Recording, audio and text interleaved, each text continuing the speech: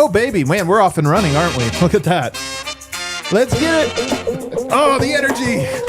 Mark's going nuts. Oh, yeah. Oh, yeah. What is up, everybody? Welcome to the pregame show. Let's go. Just me and Dev. Live from the Toyota Lounge, driven by Front Range Toyota Source. Toyota, the official vehicle of DNVR. Hop in the Toyota chat. If you're a Nuggets fan, hop in the Toyota chat. Talk to your fellow Nuggets fans. We got an update on Jokic. I don't love it, but I don't hate it, but I don't love it. We're also going to talk about Nuggets Pistons, and the deadline is upon us. We are very close to the trade deadline. We'll give you some predictions for what we think is going to happen. We'll talk about all of that and more. But first, Dev, I burned my finger on a pot today. Oh, hold on, that's what that's about? That's what this is about, dude. Look, you see that one right there? And I got one here, but this one right here is like the whole finger lost its skin. You do understand that we're on the internet right now, right? Bro, I understand. I would have said that it was a shark attack. A shark attack? I was feeding sharks. Yeah. One of them caught my finger. I would have said something that made me sound cool. Nope, it was a pot of boiling water. I didn't think the handle would be hot. The handle's not usually hot on a pot, I've never right? seen that. That would have got me. So it got me, man. You need new pots. Yes, but it's not supposed to be hot. I had turned it. You know, you put the handle outside the stove. It's like it was a little over it, so it was getting direct heat. My daughter was homesick from school. I had so many things going on. I was trying, baby crying, pick it up. I was a mess, man. Anyway, I'm gonna play through injury tonight. Oh, but joining me, Superstar Dev. You got to carry the game tonight. I am so ready for this game. Are you actually? No, but I am ready. I'm ready for the tougher part of the schedule, you know, just to kind of see what this Nuggets team has. They're tested, but I want to see if they can get some wins against some better teams. Yeah, well, we'll find out. We'll find out very quickly. Harrison Wind is supposed to be here for game notes. See, Kelby, he's what do we do? Yeah. What does he do? This is wild because it's usually me. Yeah, that's late in this situation. Yeah, he could just keep it on one camera. He wants to make sure that everyone knows that Harrison. No, I love it. You're doing a great job, Kale. Actually, get the one shot. Can we get a close up on this one here? Let's get it. Oh, there it is. We do, man. It's it's a tough job to get here on time. It's a tough one, you know. Sometimes you gotta be late. Nuggets are playing against the Detroit Pistons tonight. Let me check the standings. Boom. They're number 1 in the Eastern Conference. Who is? The Detroit Pistons. And by the way, it's not even particularly close. They are head and shoulders above the rest of the Eastern Conference. Hold on. The Pistons are the number 1 team out west. They're a great story, man. Have you been watching them at all? The Pistons? I didn't know that they were number 1, so I will tell you. You for real didn't know this, or you played a bit? I didn't think that they were number 1. I thought they were doing serious? well this year. I did not know that they were number 1. They are crazy. 5 games ahead of the Boston Celtics, who are number 2. The Celtics at 2, it shocked me. I knew that one. Yeah. I did know that one. Because You want to know Jaylen number Brown 3? lets us know. Yeah, that's true. He does let us know. He lets us know when. Do you know who's number 3? Who's number 3? The Toronto Raptors. My Toronto Raptors, they just went 4 out of 5 on an East game road trip. Oh, there he is, the man with the game notes.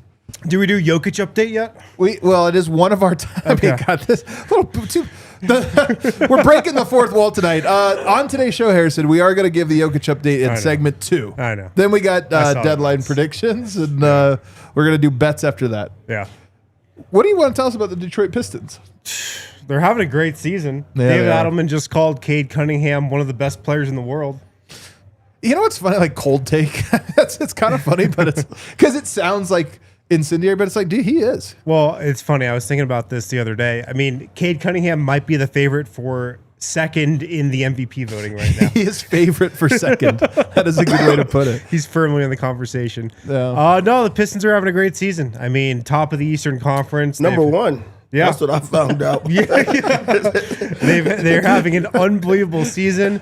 I was just listening to one of the pods. What did the pod say? I think Michael Pina has Isaiah Stewart as a 6th man of the year right now. Can we stop there for a second? Sure.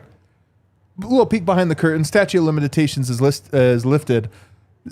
The Zeke Naji beef stew draft Oh, yeah. happened at the same time, and I think this is a Tim Conley draft. Or is it Tim Conley? It's Tim Conley draft. This is a Tim it was Conley also draft. a COVID draft. And a COVID draft. And Tim Conley liked Zeke Naji a lot. He was big on him. Michael Malone loved beef stew. Loved him. Loved him. And I mean, are you surprised at all? This is a classic Michael Malone guy. You know who beef else stew. Michael Malone loved?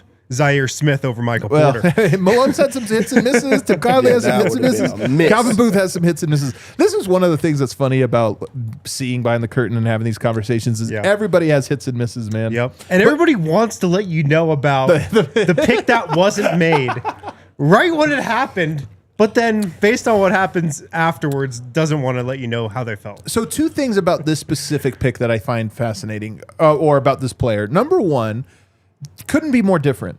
Zeke Naji was billed as a skill player. Yeah. I mean, I remember at the 3-point shot, he could move his feet laterally. It was this idea that he's a little finesse. He's strong, but he's a little finesse, but he has all these skills he could grow into.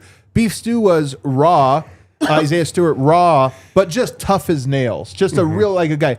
And in the early go, if you recall, Isaiah Stewart was kind of a punchline because he kept getting in fights with people and he wasn't very productive on the court.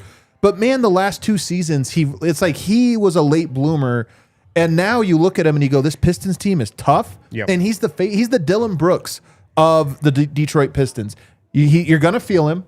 He's gonna be in your face. He's gonna rebound. He's gonna block shots. He's got a 7'4" wingspan. He's not that tall, but I always say this. Remember when we did Would You Rather Have Long Arms or Long Legs? Yeah, I remember long that. arms, man. I'm telling you, because remember that's what Beef Stew is. He's got Wembenyama's wingspan. He just looks like he's 6'9". To have a wingspan and also be a bully. Yeah. Like you have an enforcer over there, and you're a tough, like hard-nosed young team in this league. So I think that you need that type of identity, especially if you're the Pistons. Try to get back to the hard-nosed days that they usually have. I think if I were ever a GM, you would rank guys on talent and personality and everything else, but there would be a category for nickname. And Freak versus Beef Stew, I'd be like, man, Beef Stew is a big matchup. That's a big matchup. But Beef Stew is a great nickname. Beef Stew is a great nickname. I always just remember the one play of him trying to get to LeBron. Oh, yeah. I'll That's never the get one. over that one. That's the one. I don't think I've ever seen an on the court anything besides that one. I said, okay, that man is a psychopath. He's like a pit bull. That's like a pit bull on a leash that's trying, like he's no longer I listening. mean, that's what this Detroit team is, because they got Ron Holland as well, who's always He's trying to fight somebody. Yeah, he's trying to and fight. it's only his, 2nd year in the league. They've got Asor Thompson. Asar Thompson, yeah. And I mean, like, to me, this game might just come down to the front court. I think it absolutely will. With Beef Stew and Jalen Duren, who's probably going to be an all-star this season in the East. Like, those two against Zeke and Peyton Watson, who's back tonight. Yeah. That matchup might determine how this game goes. Hold on. So I know that they're number one. Oh, no, Big Val. Sorry, Big Val is back too. That actually helps a lot in that matchup. Yeah. Yeah. They're number one out east, but Jalen Duren is also going to be an all-star. Yeah, Probably, he will be. He's for having sure. a great year. Oh my God. Yeah. He's having a great year, man. He's like, and talk about that guy has the funniest NBA body because I mean he is the new Dwight Howard, just shoulders out to here, biceps out to here. He's athletic Have you as seen hell, his too. high school pics? Maybe Google this if you Oh, can. no. Jalen Duren in high school. That was a guy that looks like he Specimen. does now in high Yeah. school. His highlight tape is insane. Really? It's insane. There's nothing that anyone could do. If I had to get through the whole day and then chemistry class, and then I have to go against Jalen Duren, pissed. Yeah, he was a man amongst boys when he was just. If you get one of those pics, man. Do we have the injury report? Yeah, pretty ripped guy, and he's way bigger than that now. But just look at the shoulders He and went to arms. Roman? I want y'all to see like high school players now. Also, what is the guy in the back doing? Like, what is that? That's a tough photo. That's a tough photo. Yeah, that guy was he was built. Man. All right. Let's go to the Common Spirit injury report because some big news coming in for tonight's game. The day off for the 3 days off with the canceled game in Memphis probably did the Nuggets some good because Big Val, Jamal Murray, and Peyton Watson with both sprained ankles are all playing today. So that's really good news, especially Big Val, considering he's got to go against Jalen Duren. Yeah.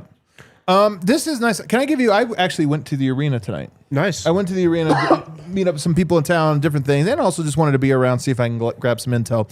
But that 3 days in Memphis, very strange 3 days. Yeah. Because it wasn't like, okay, you got 3 days of rest. Let's do our training. Let's do some player development. Let's work on some stuff.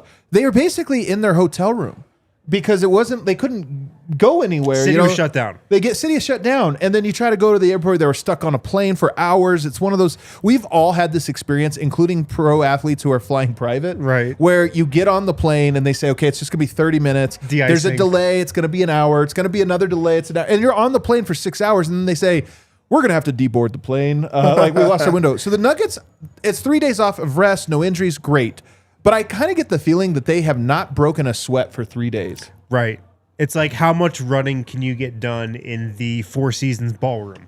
I'm thinking none. And just like we're talking about guys nursing injuries. Right. I don't think it's been the greatest 3 days for rehabbing, let's work on ankle strength. You certainly would have some time to rehab. But Nikola Jokic, Cam Johnson, Christian Brown, all still out, of course. Experience the difference compassion makes. Find a Common Spirit location near you. Discover a new standard of health and healing by visiting mountain.commonspirit.org. Common Spirit Health, official healthcare partner of the Denver Broncos. And then the other big note on the injury front. Should we go to segment 2? Let's go to segment 2 here. So Nikola Jokic still out today, but we did get an update. From Shams Charania. From His Holiness Shams Charania. Are you talking about Celebrity Game star Shams Charania? I heard he can hit the floater, yeah.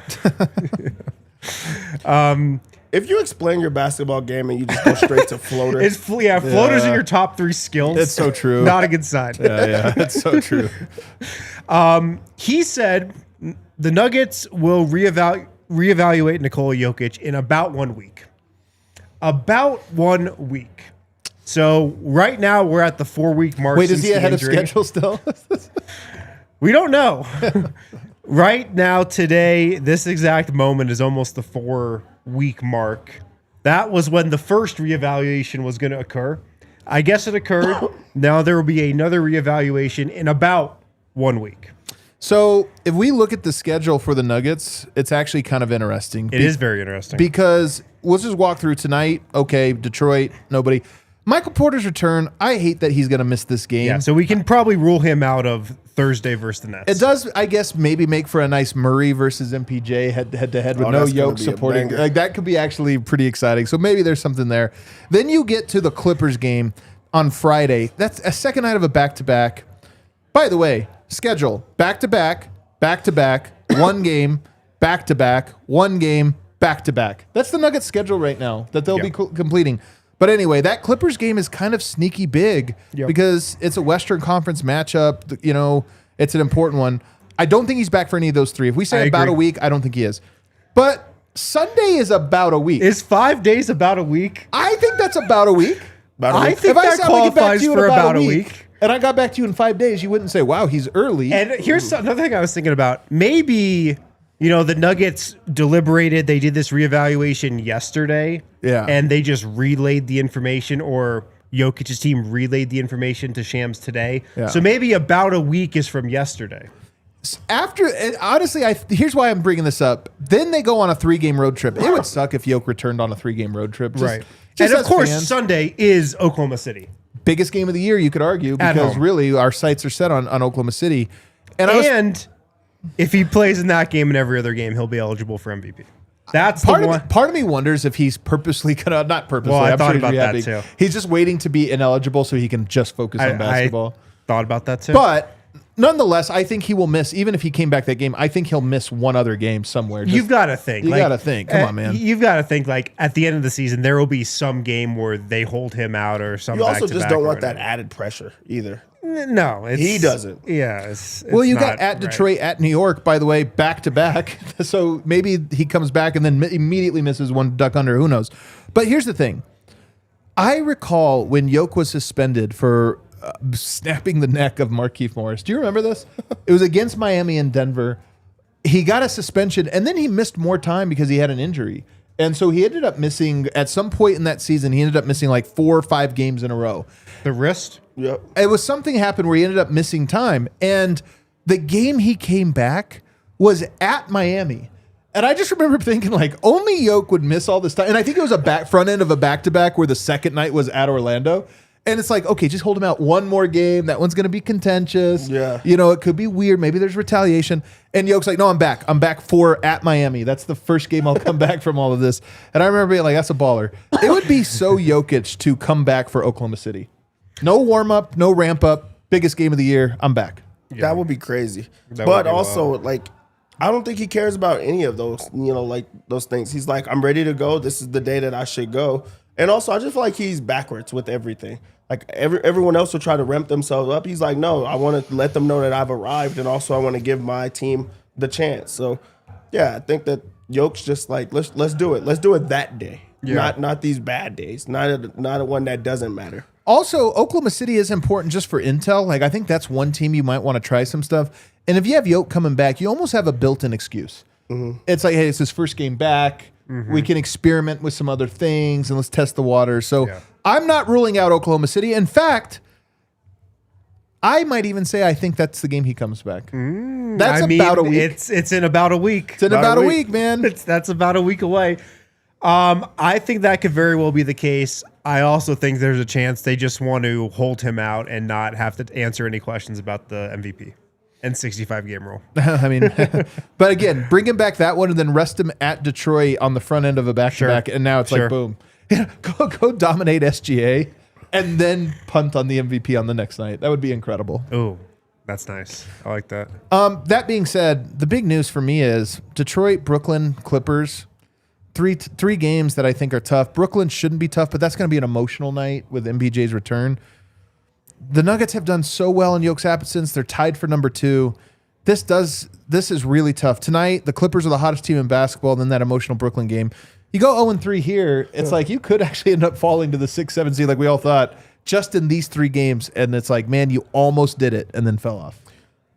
It sucks that they're having to hold the line for so long. So you know, like they've already exceeded all expectations, but also like how long can you hold off until you get your reinforcements? Not just Jokic, but others around that as well. So you got to try to continue to dig and find ways to get win. That's a tough stretch to try to find a win, but you got to find a way to get at least 1 and 2. Have you guys seen Jamal Murray's stats since Jokic's injury? Let me hear him. We put this out on the Nuggets Twitter account today. He's averaging 28 points, 4 rebounds, 8 assists, shooting 50, 43, 91. 28 points per game on 50, 43, 91 shooting splits. That's incredible, kidding? Man. That's honestly and incredible. Now we're in this is what, the 11th game without Jokic? That's incredible, man. If he holds it. I mean, again, that's why tonight kind of feels important. I have low expectations for tonight. Tonight's gonna be a tough game. First game back from a road trip, real tough. Stuck in a hotel for 3 days, and you're playing the number 1 team in the East. That's physical, and you're vulnerable at size. Yeah. It's just this one doesn't feel good. But if they get it, it would be an incredible feel good win. So we'll see what happens. Let's go to the final topic here, though, which is that the deadline is upon us. We are not far away, and talking to people around the league, talking to the people in the know, I kind of wonder if the trade deadline is a thing of the past. Has Adam Silver killed the trade deadline? Many people are saying. And what I mean by that is there's really not a middle class in the NBA right now. There's not a lot of teams that have the type of flexibility to make these midseason moves. There's teams that I think want to. You look at Golden State right now. They're vulnerable. They need to make some moves. But I just don't know that, like, Giannis is the big piece right now that everybody's waiting on. 1, he's hurt. And 2, I don't know if it makes sense for them to move him now as opposed to the summer. Traded, no. And if he doesn't get moved, you might just be looking at a handful like Keon Ellis. Is Keon Ellis going to be the biggest name moved at the deadline? And we all get excited, and it's like, nothing happened. Yeah, I think it's like now it's just not a lot of needle movers. Like your big stars are going to get dealt in the offseason, you know, not in the middle of the year.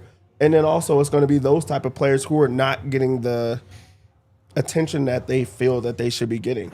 Keon Ellis being the big name at the All-Star break, like that that doesn't help, anybody. It could. It could help like Houston. It could turn some things around, but that's not the headline that you want it to be. So maybe there is something to like it just being a different time. Giannis might have killed the trade deadline more than Adam Silver.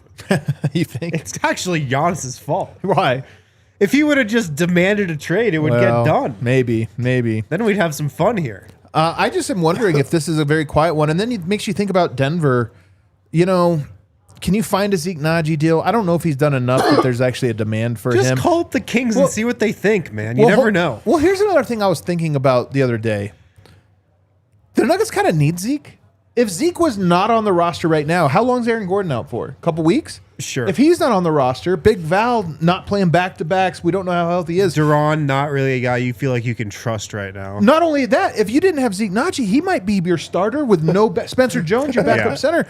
Denver, in a weird way, might actually need Zeke Naji. And here's the thing. If you're trading Zeke, it's probably for salary relief, but the guy you're getting back is probably another big. Maybe. Because that's where just the inefficiency on the roster would be at that point. So it's like this guy that we might be getting back, would we rather him than Zeke? And maybe we could just do a similar move in the offseason. Zeke's value is probably somewhere between backup power forward and third string power forward. Yeah. And so if you're trading him with 2 years on his deal left, you're probably getting back equal value with 1 year or no years left on his deal. So I just look at it and go, I don't know if the Nuggets are going to make a move outside of, I still expect something like Strother or Hunter Tyson to get moved, but for nothing. And that just to me is shaping up to be the deadline. Always open to be horribly wrong about these things. But as it sits right now, I'm kind of like, I think the deadline might be a snoozer around the league and certainly for Denver. That blows. Also, you think with this push right now, teams should want like a Zeke. And also, do you think there's a team out there that's like, hey, we see what you guys are doing with P-Watt. They got to at least be picking up the phone. For Peyton Watson? Yeah. I'm sure they're getting every team in the league is calling calls on Peyton Watson. They were definitely getting blown up about Peyton Watson. I think every team in the league is trying to get a hold of Peyton Watson. By the way, they always have the little thing on the wall at Ball Arena that shows like who's scouts that are in town and where they sit. I counted, I think, 15 of them tonight in the building tonight for this game. I mean, that's for both Pistons and for Denver, people scouting both teams, but it is trade deadline season. There are more scouts in the building for sure. So if we see like a random 32 minutes for Hunter Tyson tonight, maybe that might be why. Last year I was trying to sell a scout who's also a mutual friend of ours on Zeke Naji. It didn't work. That was it. A net scout. I was trying to give him the sell job. You're like, hey man, listen, this guy didn't bite. And he plays the piano. Like he just, he does everything.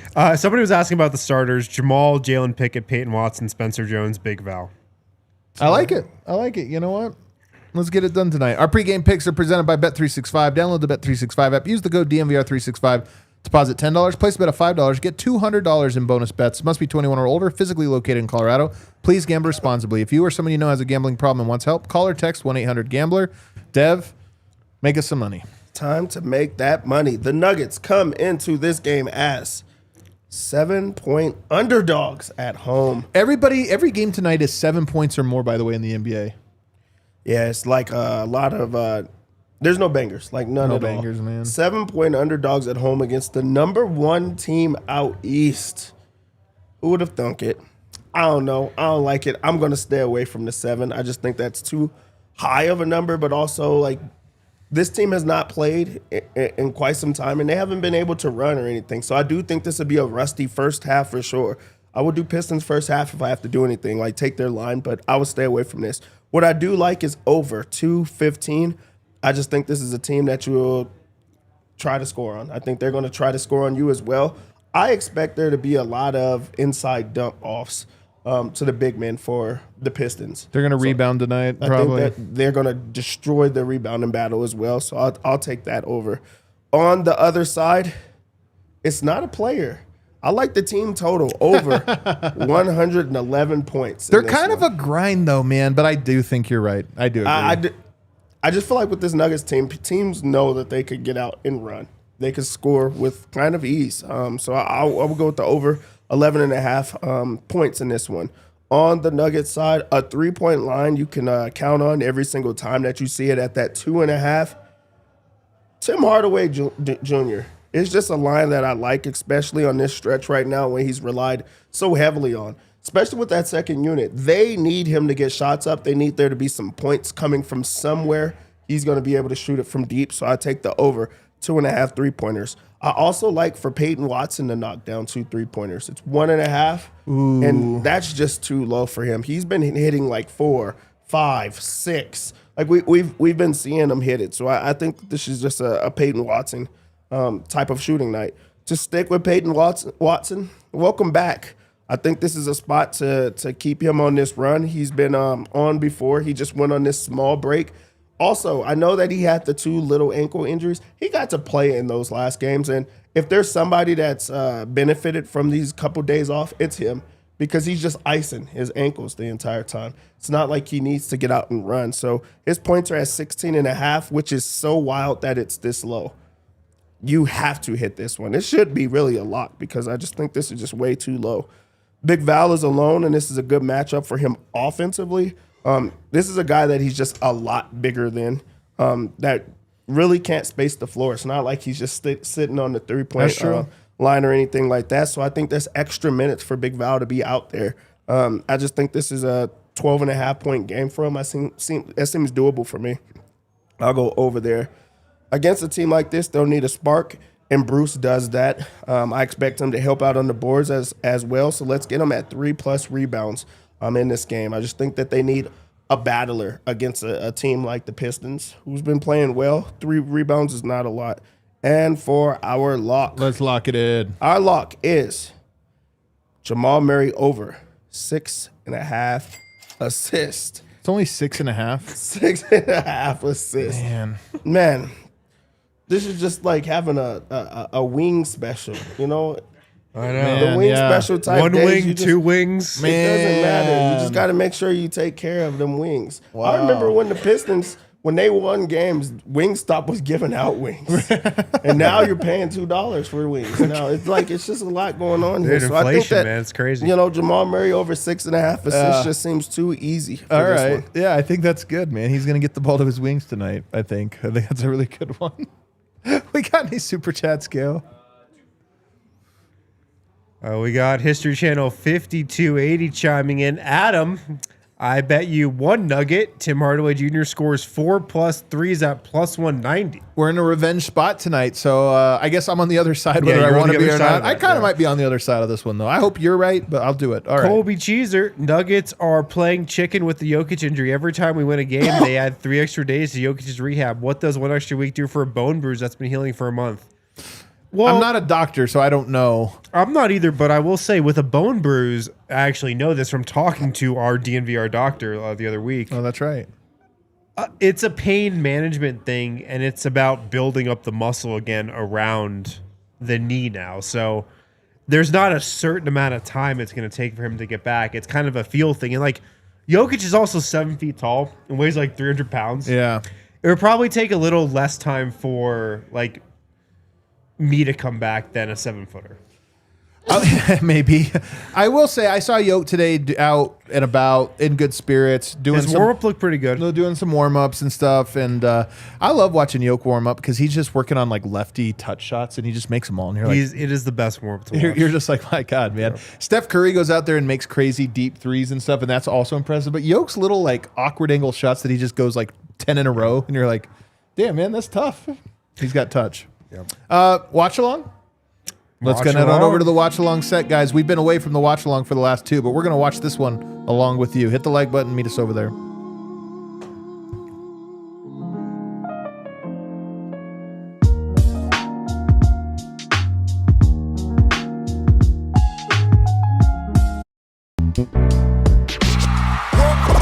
We all silly like the mayor.